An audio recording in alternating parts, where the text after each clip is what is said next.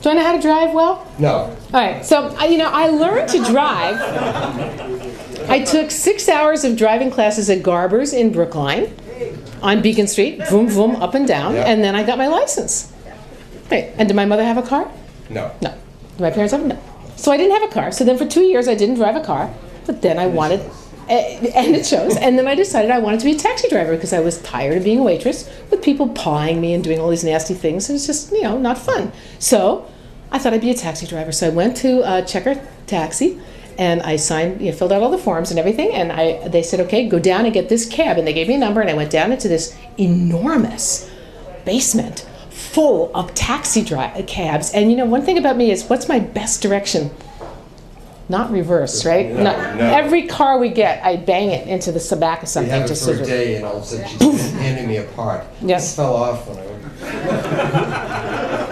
I go forward, avanti popolo. I don't go backwards. If things fall off, we don't see them because they're way in the back. Don't do backwards. Not how I go.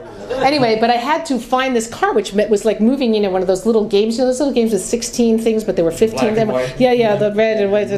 So I had to move all these cars backwards and everything, and it was exciting. And then I get into the car, and I'm like, okay, so this is so cool. The right foot is the pressy thing that goes forward, and I really had to remember everything. And I took the guy out for a ride. And I got the job. That's amazing. It is. And because I never drove anywhere in Boston, and the streets of Boston are still pretty idiosyncratic, I would say, I would get lost like mad. And all I would do is I'd go up to the highest hill in Roxbury or Dorchester or wherever, or Charlestown, and I'd look for the Prudential Center, because I knew where that was, and I would head down in that direction. And after I dropped off my fare, because my fare would know where they were going. If they knew where they were going, they got there. They were in trouble. Because we didn't have GPS then. We had something called the Arrow Street Guide, which had the name of a street, and then it had a list. As Meryl's shaking his head, you're a taxi driver? Were you a taxi driver? Ambulance.